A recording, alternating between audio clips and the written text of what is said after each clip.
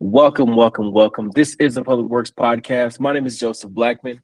And today we got a special edition. I got two treats for you. We have Bradley Northup and we have Shane Silsby.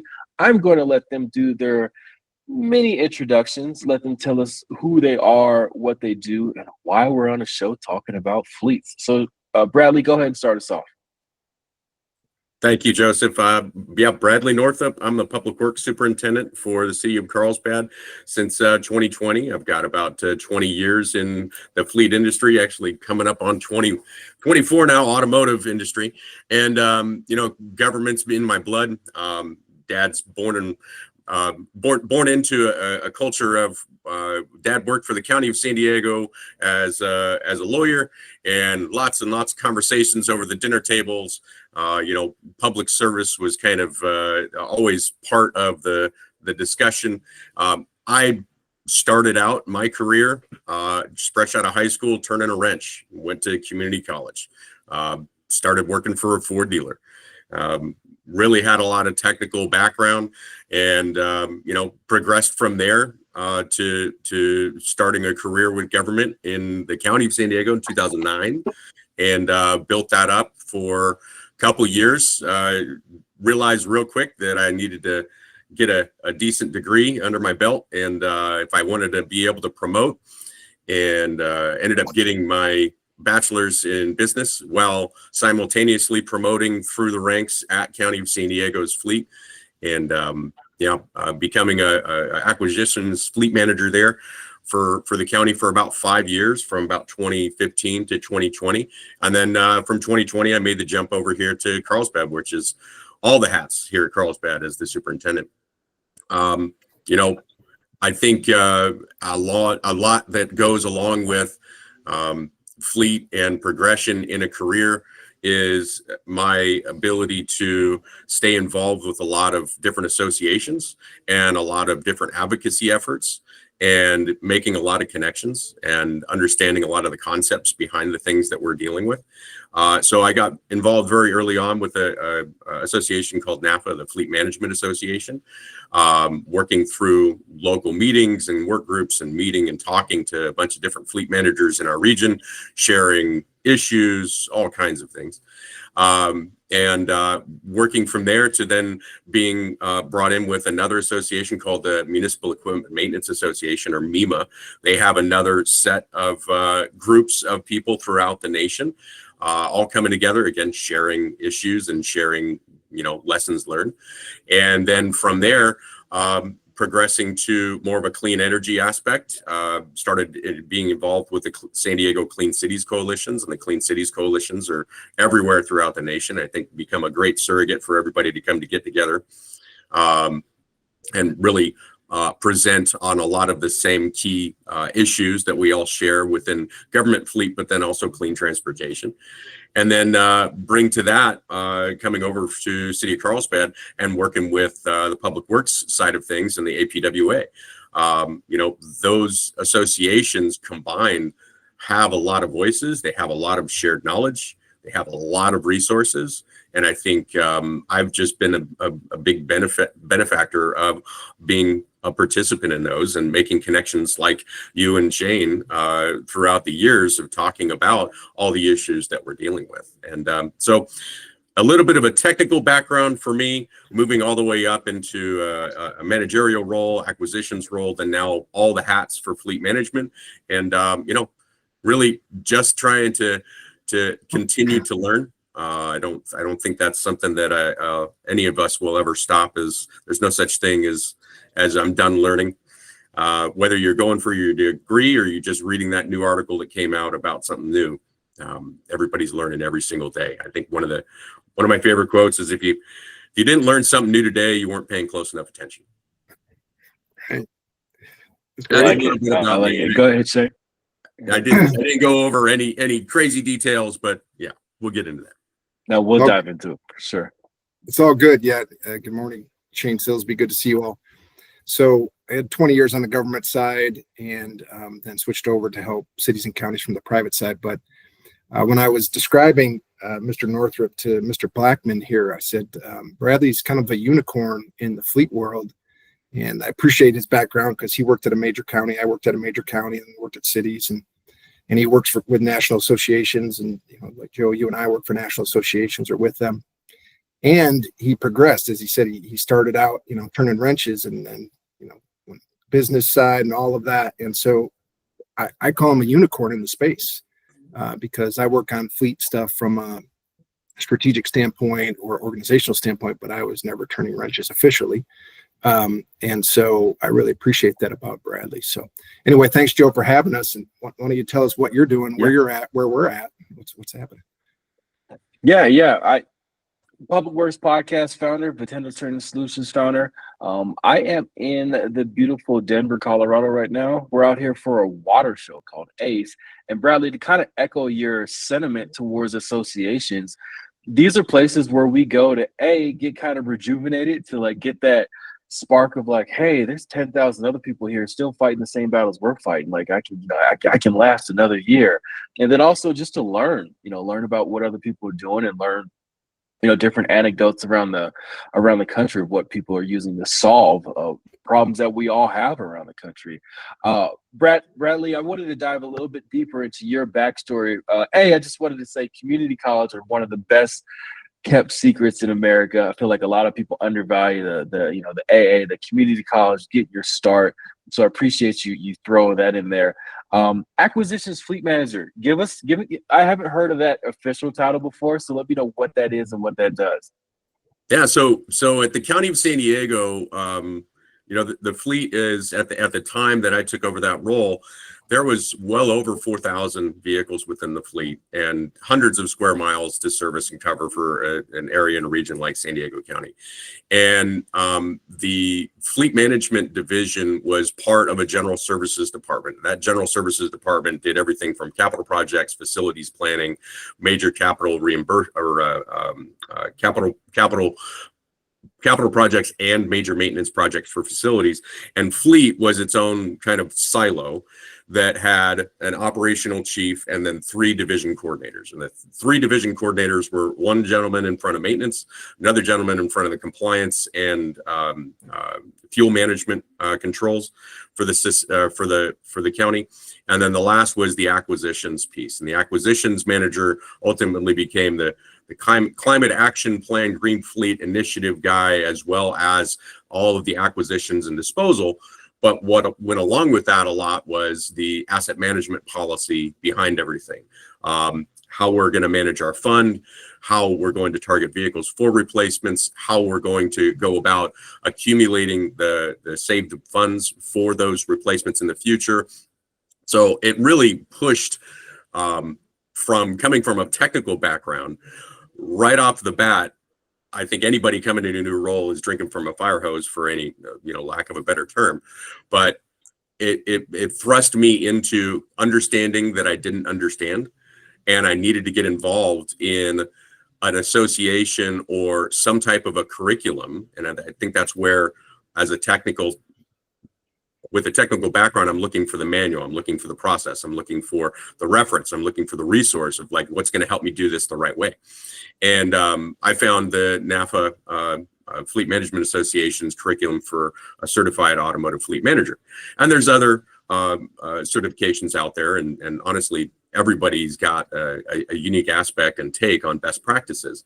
But that's what held and brought me into understanding best practices of fleet management. And that role as a fleet acquisitions coordinator needed to know the best practices in any asset management, but also overall best practices, because the asset management policies for that role was responsible for creating and maintaining had an effect on all the other aspects of fleet, whether we had an identification of risk, or we had safety, or we had electrification efforts, or we had even maintenance protocols of which vehicles we're targeting based off of make and model and proximity to their service locations and service centers to where they're being operated. All those things kind of took into play. So as the acquisitions coordinator, you got stuck with not all the hats. I didn't have to worry about maintenance and shops and technicians, which was kind of nice coming from, the technician side for so long. But I also didn't need to necessarily worry about all of the compliance factors and fuel deliveries and larger scale scope contracts. So it really was niched, but it gave me a specialization ultimately in really best practices in asset management, in how the fleet operates. And just because I was in that role never meant that I never learned from others and my peers about what their role was and what helped them. And you mentioned on our discussion before this call, developing specifications for a vehicle like a heavy duty truck. That's something that is a whole different can of worms when you start talking about it. And for somebody who likes a lot of the detail to go into something and why something is a certain way, it makes a lot of sense, and it makes a lot of at least relatability for a technical mindset to look at a truck and say, well, there's a lot of factors that go into deciding, well, what frame and engine do I need to put in that truck? What gears do I need to put in that truck? What transmission options do I have, and why am I going to go with one versus the other?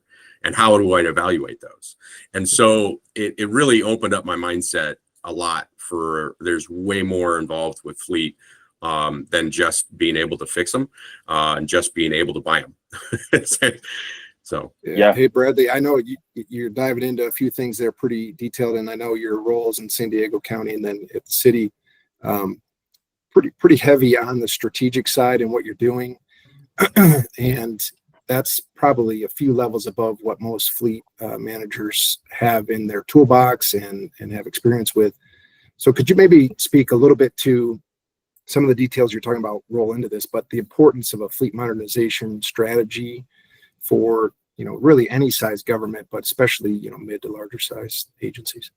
Yeah, absolutely. And I think a good example of having a strategy in general, because if you're a fleet and you don't have any policy that dictates this is how you're supposed to be doing something, or this is what you're targeting to be able to do with your acquisitions or with your fleet, that's where it has to start. That's your mode of effective control over a strategy moving forward, and that strategy needs to be guided by things like your agency's climate action plans, or if there's legislation that's coming that needs to be brought into account for the type of vehicles that you might be operating with, if there's some type of an initiative or a separate goal from your climate action plans that are regionally or that are controlled by your air district.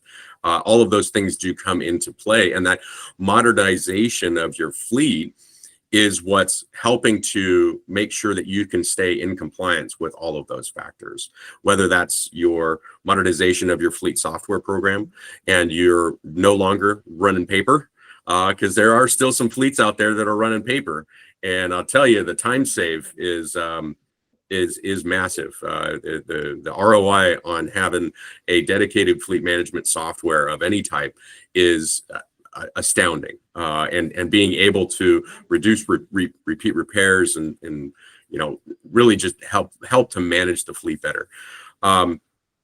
When you look at a fleet that hasn't targeted a specific way to look at what vehicles they're going to be replacing moving forward, they're putting themselves at a disservice because they're not creating that line to say, this is how I'm going to target vehicles.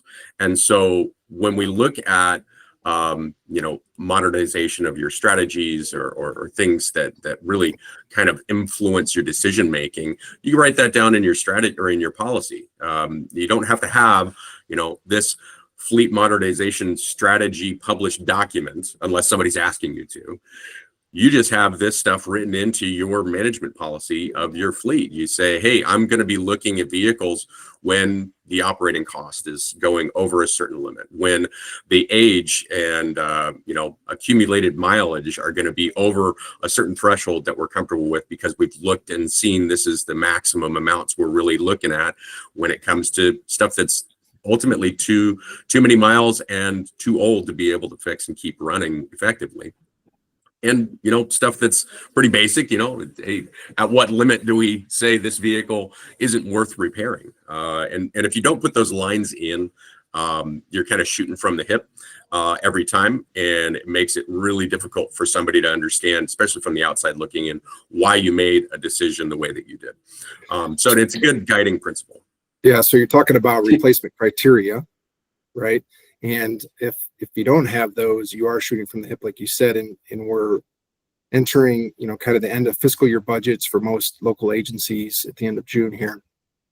And normally what I see happen with a lot of agencies is they talk to the fleet manager and they say, okay, what do you want to replace for vehicles? And they say, well, we probably need to replace these 4, and they get funded for 2, and then they just keep getting behind, and they, it's a bit more subjective.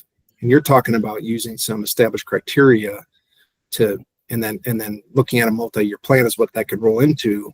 So you help your budget projections, and if people can try to establish this is how many vehicles we need to replace per year, these are the types of vehicles we're going to replace, maybe standardizing those, then you can help your budget team understand, right, what your needs are every year, and then that has a better chance of being accommodated in the local budgets, I think. Right, and understanding the need to be able to have the funding available when you need to replace the vehicle, not after you've identified that vehicle needs to be replaced. So when we're looking at fleets that don't have an internal service fund to be able to collect and, so to speak, put it in a piggy bank ready to spend when you need to, are putting themselves at a disadvantage because they can't move quickly. They are working against a barrier or a burden of red tape to be able to get the approval to replace something and the authority to replace something. And when budgets get tight, that's when things get deferred. And you can't rely on the availability of a budget to be able to effectively manage a fleet operation. That's how fleets get into the realm of having, 15, 20 plus year old vehicles, simply because they don't have the money to be able to replace them. And then they'll move to a model where, leasing or a debt finance option makes the most sense, simply because they don't have the capital saved up to be able to make the more efficient decision. And in some cases, leasing, especially with really high level costs of new vehicle technologies, they do make sense. It's just a matter of if that makes sense for a policy for your entire fleet, or if that's the one-off case where this vehicle purchase is going to be the unique asset that it makes more efficient sense to do a lease versus a purchase. And taking into I want to touch on one point here, because when we get into a lot of these weeds and we talk about the complexities that fleet can bring and the things to consider, it can feel really overwhelming for fleet managers, like myself, drinking from a fire hose trying to figure this stuff out. Not that you shouldn't go at it alone. There are resources out there to help, and there's a lot of people out there to help. And if you don't have the funding to go and help, source a third-party consultant firm to come and take a look at your operations, which I highly recommend, because it's going to be the most professional, it's going to be the most laid out scenario for you to understand where you stand. Alternatively is the associations, and you can reach out to those associations. It's not going to be as structured, but you're going to learn a lot, and you're going to have a lot more ideas, and you're going to start questioning a lot more things, and you'll become more educated to your fleet operation.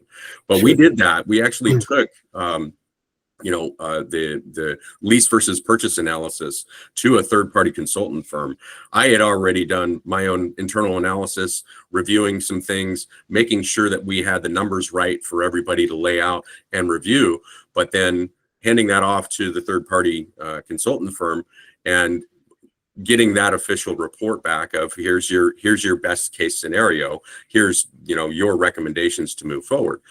The benefit to that was it's the third party perspective. It's not just the fleet guy saying, I need more money, I need more people, I need more facility, I need more vehicles. It's this third party objective report to talk about those details and why they are important. And it became my job here in Carlsbad to really present that to council in a storyboard format, so to speak, of here's the problems that we see, here's the decisions we have to make, here's the most effective use of our money, and here's where we need to think about making decisions moving forward. And that ultimately ended up being a very good success story for us, because nobody's hiring in San Diego right now, very little, and we were able to get one new FTE approved here. Yeah. So having that plan is important. And if you have a plan and a strategy, that can also live beyond certain personnel, right? With changeover in the workplace, things like that. And I wanted to bring this back to Joe because he's been focused on workforce development too, and has history and equipment and things like that. What are you thinking, Joe, of all this stuff? What are your thoughts? Well, you know, from my experience with working with fleet managers, you get to do a lot of educating, meaning you're educating, whether it's city council, you're educating your public works director, you're educating your peers within your agency. You're saying, hey, this legislation just got passed. You know, I learned this from my buddy down the road who also had to learn this, and we need to get X, Y, and Z, or we have, we have to start, the carb for the secondary engine. We have, EV mandates, and you're telling people what you need, but like you're coming with some ammo, saying, "Hey, this is what we need, and here's why." I guess tell us, kind of your educational path of like what you're teaching them and how often you're showing them, like, "Hey, this is what we need," and I'm not just saying I need more money, but this is why we need it. Yeah, and you do end up becoming the teacher, the educator, and that comes with, I think, more years under your belt and more research and resources that you've identified to really talk about educatedly what are being faced with, those challenges and what the impacts are. So if you can educate someone about the new technology, because you've already done the research, the new technology is out there, you've already done the legwork to figure out, well, what does this mean for me? I've actually, again, going back to our policy, right, we wrote that into the policy of it's my job to always research the newest technology. That's written into the policy, that the superintendent has to be looking and continuously investigating new technologies to then deploy in the fleet. That's part of the job, right? It doesn't matter if it's me, if it's not just me and the attitude and the mentality I've got, but anybody that comes in this seat has to be doing that, because they have to be educated in the new technology that's coming and be able to speak to it. Now, I think a lot of fleet guys will sometimes get a little bit of pause of being able to do a little bit of public speaking, or get kind of stumble over their own words sometimes. But it just needs to be a conversation like you'd have with anybody else of, this is why it's important to us, and this is the effect if we don't do something, or if we choose to delay, what's the effect? And educating your workforce to understand these are why our decisions are being made. That helps you build up that root structure of your team to be behind you 100% on, this is where we're moving forward. But then two, educating your higher ups of, this is what's going on in the industry. This is what we need to have our eyes on. Joe, to your mention of legislature, right? All of this stuff, to make an example, the Advanced Clean Fleet Regulation from CARB was passed 4 years after it was starting in its workshops. Those workshops were happening since 2019. And if you weren't already aware that those workshops were happening and already involved with how those discussions were progressing, you were going to be behind the ball. So in 2022, we started providing updates to executive leadership about what this regulation might mean, right? What vehicles is it affecting? How are we planning to be able to stay in compliance? And really being aware of what's going on, and then communicating how does that affect my fleet, our fleet, and then being able to present that moving forward with your team, with your different departments that you're operating with day in and day out, of giving them a heads up, hey, this might be a thing that we're going to be dealing with here soon, but then telling the story and going up with it to make sure that, one, you've got the buy-in with all of your higher ups to make sure that the decisions that you are pushing forward are having their 100% full support. Because if you don't have their whole support, you're going to do a bunch of legwork and it's going to get put into a brick wall ultimately. At the wrong time of year, especially. Yeah. So before we go heavy into legislation, maybe Joe, on the quick why on a fleet modernization strategy, just all the stuff we're talking about. Yes, you get a newer fleet, but there's a couple of key reasons why, right, Bradley? So you're going to save money in the long run because you're going to reduce your depreciation of those vehicles, right? That 15-year-old vehicle, you said, that has zero value, right? It's probably going to cost you money to just have to dispose of it. So the sooner you turn them over, the less depreciation you have. Also, your vehicles have generally reduced operating costs, right? Because they don't break down as much. They have better fuel efficiency, so you're saving money there. Safer technology for the drivers and the usage, right? Maybe even some warranties. So there are whys, and it's a good investment. Also, you can standardize your fleet where it makes sense, and your parts can start to get standardized. Your training can start to get standardized. Back to what Joe does with his training, and that all is kind of the why to do it. But at the end of all of that is a dollar value, which then you have to justify, right, to others and do that. And then part of what we have to do now as part of that modernization is look at electric vehicle options, compliance, things like that. And we use the term EV, we'll use the term CARB, California Air Resources Board, as we shift a little bit into California-centric with mandates for electric vehicles. And that is affecting local government fleets, which we're mostly talking about today, right? Local government fleets.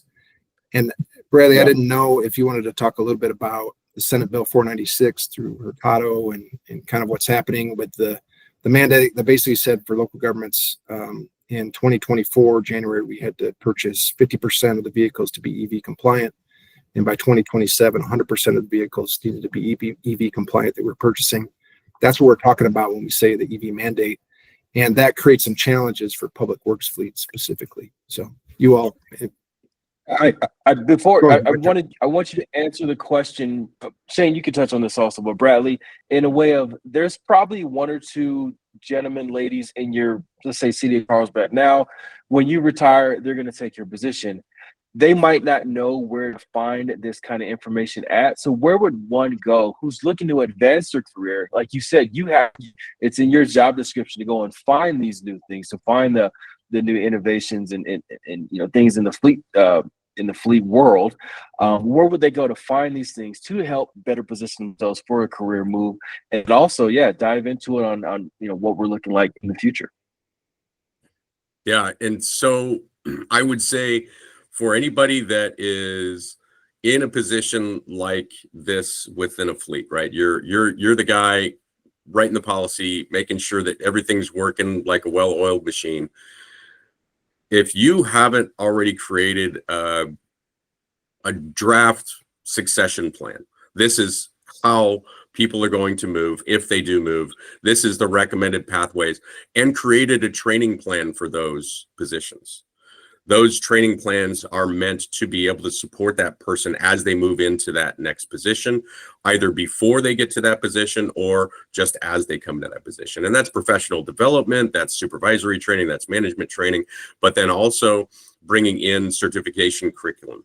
We budget for our shop supervisor to start taking the CAFM exams, because that is teaching him the best practices of fleet management and the things that really have to be the core curriculum to understand as you step into a position like that. Add to that the resources that I would lay behind. Typically stay pretty well organized, and you have your share drive with all your files, and here's your updates, and any transition that you make would be months in the making and not weeks if you can make that work with your HR department. But then as somebody's stepping in or is already there and they don't have those resources, that's where those associations and those attendances to fleet specific conferences, industry specific conferences, starts to, one, build up the connections of people that are going through this with them. They have the support network. They have the reliance or the ability to make a call to somebody and ask a quick question, because without that, they're going to stall. They're not going to be able to have the resources they need to be able to succeed in their positions. And it's really, the resources are there from every fleet association, whether it's APWA resources, it's NAFA Fleet Management Association resources, it's MEMA resources. They all have content for you to be able to review, and industry specific stuff with magazines, even just subscription to a government fleet magazine or fleet solutions magazine. They bring up a lot of topics and a lot of relevant information. Digital copy or paper copy is pick your poison, but that is really, really useful resources. Unfortunately, in this day and age, there isn't a bachelor's degree in fleet management. There is not a master's degree in transportation logistics technology for fleet. That it just doesn't exist. So when we talk about people being prepared to come in or what resources they look at. If there was this book manual and curriculum to go off of, the closest that you're going to have is these associations and these curriculums, those certification curriculums. But the networks that they build is beyond the value of just the basic certification. Certification is a base proof of knowledge. Add to that, you've got this connection network of people that went through the curriculum with you, or that were there with you doing the exams. You were doing study sessions, you were doing workshop and work groups, you were going to the conferences together. And that's really where you progress beyond the base materials into the realm of you really understand what's going on in the industry and how it's going to affect your fleet and where you move forward. Shane, you mentioned something in regards to vehicle replacements, and not to pull it back, but there was something that I've had success with that I want all the listeners to know. And when we're talking about fleet modernization and why you would choose something that's a newer vehicle to replace, and it's not just on fuel efficiency, although that's a great use case. When you start talking about a really, really, really big factor is the vehicle safety and the technology. You touched on that. But the NHTSA, National Highway Transportation Safety Administration, and DOT publishes a report pretty periodically. The most recent one's a few years old, so they're waiting to update it with new data. But it's a published report talking about passenger vehicle safety and the severity of an injury based off of the model year and age of the vehicle. If you've got old vehicles in your fleet, you have a higher propensity for your employees to get hurt in an accident. And if you can prevent that, you can cite this report. And that report is calling out the statistics and proof of, if we have our newer model year vehicles with the newest improvements on safety technology, not only is the driver and its occupants less likely to be injured in a crash, but you have a drastically improved fatality rate in any incident. And I think that does speak monumentally for why a decision would be made. And that's really just a resource to go off of. I wanted the listeners to know that there's published reports that actually, the proof is in the pudding. You can present that report as fact for your upper-ups that are saying, well, if we keep it for an extra 3 or 4 years, it's safer because we don't drive it, or it's cheaper because we don't drive it for so long. But that's 4 more years of somebody driving a 15-year-old vehicle that isn't necessarily as safe as the newest vehicle. So you have to think about a lot of those factors with it. So, sorry. Good point. Good point. Yeah, so let's take it. Sorry, Go Joe, ahead. go ahead. I was just gonna say real quick, there's a human factor. It might sound weird, but on the fleet, the vehicle age replacement of convenience. So you want your vehicles to be utilized, if possible, in the same category, pretty much the same, right? You want them to be used the same so that they're rotating out at the same time, things like that. But if you get a vehicle, let's say that old one in everybody's fleet, they know that one vehicle doesn't have air conditioning, doesn't have power locks, doesn't have whatever, that vehicle is going to get utilized less just out of convenience, right? They want the other conveniences. So yes, safety is the real reason, but the convenience factor can hurt fleets because these vehicles just end up not being used and they get older and then they're stuck in your fleet, right? And you go to replace it and somebody says, well, can't we keep it a year? Yes, but it's not really being used anyway. And so there's just kind of that human factor too. So anyway, sorry, Joe. Yeah. Then there's also a morale factor too. When I used to deliver a brand new piece of equipment, it's got tire black on it. The suits are out there taking pictures with it. Like the crew's like, yeah, it's like Christmas. It's a whole feeling out there. And I know that feeling doesn't last forever, but when you can, ignite a little bit of fire into your crew, to the using end, or even, the fleet side of having something new on the ground and that they're being taken care of with something brand new, that goes a long way in my book. It's a good point, Joe, with the morale factor, because, you talk to different agencies as well. And those agencies that haven't done a very good job of the replacement cycles, you talk to some of their operators and they're not super psyched to go and jump in that 15-year-old truck that's breaking down and it's not reliable and it doesn't let them do their job. They're frustrated. Like they have a job to do and they can't do it because the truck keeps breaking. A good example, street sweepers and trash trucks, man, they have the highest failure rate and the highest maintenance rate. They are a suck on anything fleet maintenance. And if you're not replacing those in the right sequence, you've got drivers that really do not want to get in that old truck. They will actively seek out a reason not to get in that truck. All of a sudden they found that, you know, the walk around inspection found an issue. Oh, now they're going to have to skip their route because they just don't want that old truck. And it's really, to your point, it just becomes different factors to it. And I think it's a little complex, but we can go on that route for hours. It seems like, for when is a good and bad time to replace a vehicle. I don't think we touched on the assembly bill though. If we wanted to touch on that. Yeah, I was just going to say, go for it. Bradley, heading towards legislation, we probably should explain real quick the challenges of converting a fleet. Even if you're well-intentioned, you want to support environmental causes and all the stuff. Transportation emissions are the largest greenhouse gas emitters, so the why of the intent is there, but the challenges for public works fleets, specifically as we get beyond passenger vehicles and the conversion to EV. And you mentioned some of those trash truck street sweepers. Can you talk about that a little bit? You know, cost, effectiveness, ability to run the batteries, kind of your thoughts on those for the more public works style vehicles. Yeah, and for public works style vehicles, when we're talking zero emission solutions, there's not a whole heck of a lot of selection out there for anything that's more than a class 3 delivery vehicle or a pickup truck, right? There are some choices, right? Most public works fleets are not running class 8 transportation day cabs out of a port, right? They were all built for a purpose, and they are not built. Someone might say, and if you talk to the people that aren't in fleet, they say, well, that's a big class 8 truck. That can go and become a dump truck. There's a completely different layout of what a dump truck chassis is and what a drayage truck chassis is. They have two completely different sets of weights, operating requirements, duty cycles. So you can't compare a vehicle just based off of its weight and what it looks like. You have to look at what that truck does. And so I think one of those big tips for anybody that's working towards a strategy for electrification or zero emission solutions in their fleet, you have to know your fleet.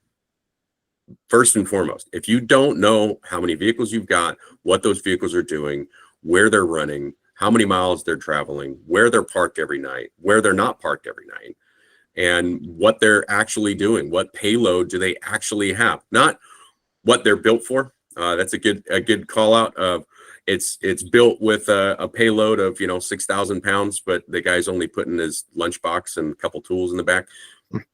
Definitely not the right use case. So knowing your fleet is going to help you identify all of those scenarios where you know what the flexibility is in that vehicle and that vehicle choice. You would have an option now of putting somebody that was in a class 4 utility truck into something that they can operate out of with a pickup truck, because the amount of work that they're doing and the amount of gear they need to carry is more than sufficient with a pickup truck. And it's just a little bit of an operational shift with how they're going to be storing their equipment. They don't have this nice big compartment. They've got a slide out tray, out of the back of their truck. So really understanding those types of factors and then identifying the lowest hanging fruit is, on the vehicle side, the best starting point. Now, the difficulty that we're running into on the class 4 through 8 vocational series of trucks is that manufacturers haven't built very many useful use cases yet. There are some vehicles out there. They are very expensive. They have not reached an economy of scale. The batteries themselves are quite large, which means wheelbases and configurations are much larger than they typically would be. So that adds some mobility issues, and smaller yards or locations where you have smaller city streets and you can't navigate. The duty cycles themselves of something like a street sweeper or a side loader, trash truck, the duty cycles themselves with the range wouldn't be able to complete a generic route yet. So they're getting there, right? The technology is being developed, but it's not there yet. And what the biggest worry now is that with the Advanced Clean Fleet regulation and the 50% purchase requirement that state and local governments have, there's two other factors to that bill. And that was the drayage requirement, which was requiring all drayage trucks after a certain model year to be replaced with zero emission vehicles in order for them to actually operate in and out of the ports in California. Add to that the high priority and federal fleet regulations. These are all different segments of that regulation. The high priority and federal fleets, which was really the biggest driving demand force of that regulation, that was requiring a milestone option or a model year option for commercial fleets, commercial operators to be able to convert. Those segments were creating a very large amount of demand over a certain guaranteed number of years. With the Congressional Review Act change and EPA's rescindance of a waiver, or even CARB's rescindance of a waiver to enforce the high priority and federal fleet regulation, that's changed the demand from hundreds of thousands of units over the next couple of years to tens, maybe even thousands of vehicles over the next couple of years. So when you look at your options as a fleet manager, especially in a municipal aspect, we're really having to figure out what our lowest hanging fruit is to still meet the regulation requirements. We don't have unlimited funds to be able to spend $700,000 on a dump truck that can only go half as far and dump half as much. And we can't bet all of our, chips on one block. We have to make sure that those types of vehicles can do the jobs that they need to do, because first and foremost, public fleet managers, we're stewards of the money, and we're stewards of the community. And if I'm making decisions that impact the operation of someone being able to go out and do their job, and the city can no longer function at the level that it's functioning at, that's not okay. There is going to be pushback. And where I can make those operational review points and I can evaluate the best possible use of taxpayer funding to still meet the mandates, that's where there's a big balance piece to it. So I would say class 1, class 2, class 3 vehicles are going to be your lowest hanging fruit. We haven't gone into infrastructure. Infrastructure is the other factor here. So we could talk for days on just if you wanted to convert your whole fleet and you had chargers on site. In many places in California, you don't have enough energy to run those chargers. So different issue. We probably won't be able to cover that today. But as we head into legislation, the why on that, you talked about a number of things, that the federal changes, which relieved some commercial requirements, but it doesn't relieve state and local fleets because we're under state law in California. And so the why, and I'm just going to lay this out, you can push back or support, is if you need to convert those, I call them mid-sized, heavier vehicles to EV, let's say trash trucks, street sweepers, big bucket trucks, things like that, public works vehicles. What we're seeing and hearing it from industry is those vehicles effectively are costing, let's say, twice as much as a normal vehicle. The batteries are lasting half the time because of how they're used. And so to get a full day's work, you basically need to have twice your number of fleet, because you got to bring the vehicles back half day, let them charge, and get another one out. So you got to double your vehicle. This is theoretical, but you'd have to double your vehicle number at double the cost for each vehicle. And then you may not even have the ability to charge them on site. So those are kind of the whys, even if you wanted to be a fully good steward from an environmental reason. So now on legislation, because of those issues and just the general availability of those vehicles being limited, as you said, I ran a bill, helped author a bill last year, AB 2626, to give a 10-year pause for local government fleets for these categories we're talking about from having to comply with those advanced fleet regulations. It didn't apply to passenger vehicles, and that didn't get heard in committee. And now we're in a new cycle, and we have this new bill, SB 496 from Hurtado. So, and we talked about, and real quick to set that up for you, the current fleet regulations have exemptions for emergency vehicles, and that is basically fire and police right now. And we've been arguing, debating, challenging, whatever, that public works vehicles are part of the emergency response team, first arrive, last to leave, and all that stuff. And I know you've been more engaged in this bill. Can you speak about that a little bit, and any thoughts to it? I know it just got revised and got, I think, a little bit less effective for us, but I can speak to a little bit of the history, but I'll call out also some of the successes that we saw with it. So this bill, so similar to your bill, there was another bill last year that we authored, and it was Senate Bill 1393, and that bill was all about creating a level of a check and balance that should be there for an advanced clean fleet regulations enforcement with CARB, that was creating a fleet advisory board, and that advisory board was evaluating these exemptions requests that were then denied, going to this review board for validity's sake, because CARB doesn't employ experts in the field. They don't employ fleet managers. They don't employ industry experts or manufacturers to provide insights into allowable versus non-allowable. They evaluate it based off of the application of how they wrote the rule. So this board is created to be able to add that insight, that appeals process to everything. And that bill didn't make it very far. It didn't have a lot of support. So we learned a couple lessons, and we went back to the drawing board, and there was a bill that was created, SB 496, that was authored by Hurtado, and then had a fairly strong coalition behind it. League of California Cities, California Association of Counties.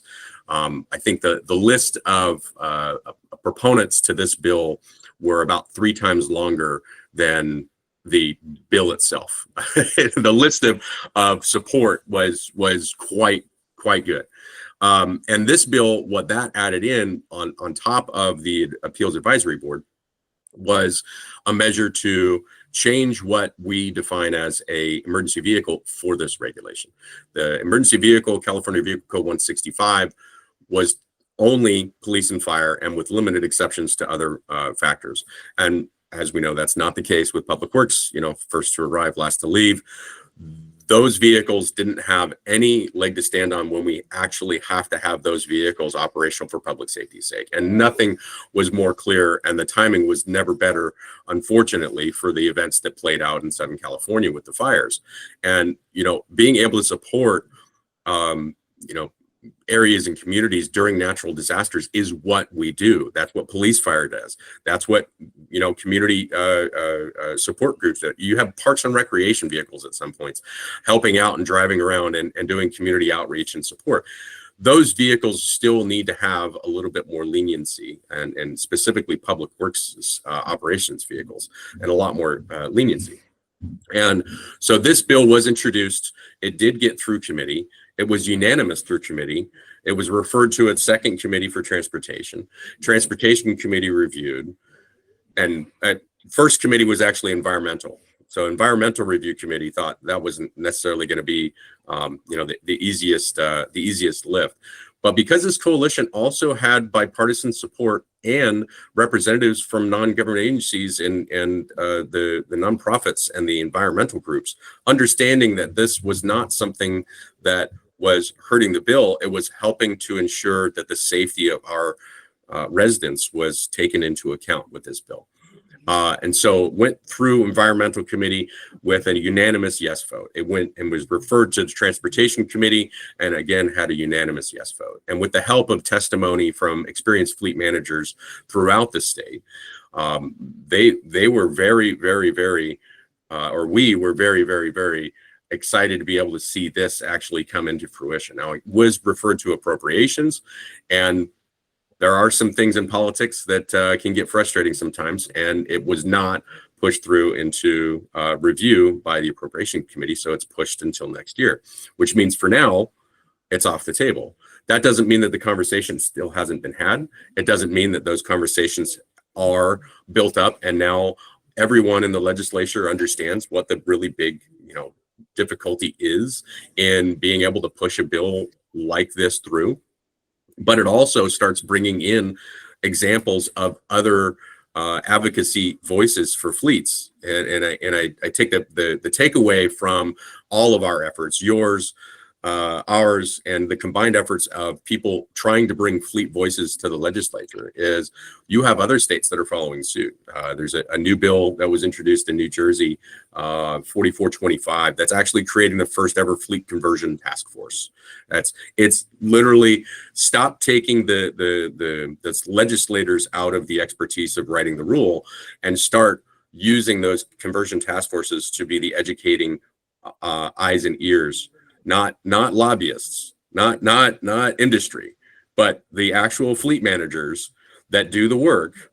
What is their thought on this technology? Will it work for their operation? What is the total cost of ownership evaluation that needs to be thought of when we start talking about the impacts to the economy and regulation, and in the regulation that's being considered? So those types of conversations have brought a bigger viewpoint to advocacy of fleet in general. And I don't know, Joe, you've probably heard it a couple times, and Shane, I'm sure you've heard it a couple times, is when you get into a fleet shop, sometimes the fleet guys feel like they've never gotten any recognition, right? Everybody kind of forgets about fleet. It's police and fire, and the guys that are out there doing the work, they get the kind of the show. But when you look at fleet, nothing in a government agency operates without the vehicle to be able to support them. And I think California Fire Mechanics Association has a great saying, and really supports fire mechanics over the years. But the call out, their slogan is, "Without us, they walk." It's a picture of the guy holding the hose. It's like you do not have. It's not that we hold power, it's that there can't be the job done without the help of a fleet, of any fleet. And so I think giving that voice is the biggest success case that we have for these. And we'll be revisiting these bills as we go forward in the next years. And we're all kind of Sisyphus at a certain point, pushing rocks up a hill. We're never going to stop. We can't back down. Can't let the rocks start rolling down the hill. But those are the things that really push our ability to make change in the long run, and not just wait for the next regulation to be written. That's not the best case. Yeah, we don't have really great options. That's the challenge. And just to put a pin in this bill on the focus on emergency classifications for public works fleets, just to think about this practically, right? Not asking for something that doesn't actually have an impact, but there's a couple things. One is duration of the vehicles in the field, right? For an emergency, there's not always an opportunity to take all your fleet back to a yard to charge them for half a day and then go back out. You're on site multiple times. In many cases, the emergency requires a grid shutdown, right? They don't want power in if it's a fire or whatever, a flooding situation. So now you don't have power even on site. And then I know from your perspective, Bradley, you in San Diego County has some rural areas, and I was in Orange County, we had canyons and things like that. You're out in rural areas that don't have a grid that you can just hook into. There's not chargers every half mile out in these rural areas. And so for mudslides, for fires, for flooding, it's not always happening like right in the city, right? It's kind of out, especially wildfires are happening out and about. So very difficult to have electric vehicles out in those kind of suburban rural areas. So, and I think that the exciting part for fleet, and we were talking about modernization and being aware and writing in new technology is like a mandate for the job role. You have to be the researchers. There's solutions out there. Can you make them work with your budget? That's questionable. Can you make that work with your operation? That's questionable. But the technologies continue to get developed there, right? When you have support equipment there to be able to have the emergency backups, right? What is your resiliency plan when you start going into zero emission vehicle solution? The what ifs have to be part of your consideration. And what are you going to do when eventually something happens, and how do you continue operating? What is your backup? When you look at going back to my comment earlier about knowing your fleet, knowing your facilities is just as impactful, because then you'll know which facilities, and working with your facility teams, which facilities are going to be a much more rapid uptake in infrastructure development. And can you deploy something that is a design piece for your operation, relatively low cost and relatively fast paced solution? Some class 1 vehicle solutions that we had at the county were the PV to EV charging solutions. They were the parking stalls, right? The parking stall with the solar panel on top and the battery storage built in, sat right in a parking space, never had to worry about infrastructure going in the ground. It was a very lightweight lift on power production, but it provided the crutch for somebody who was traversing a longer range and being able to maximize their charge potential. The on-demand charging and the opportunity charging solutions that need to be brought into planning stages for larger agencies, especially counties and larger areas that have longer routes.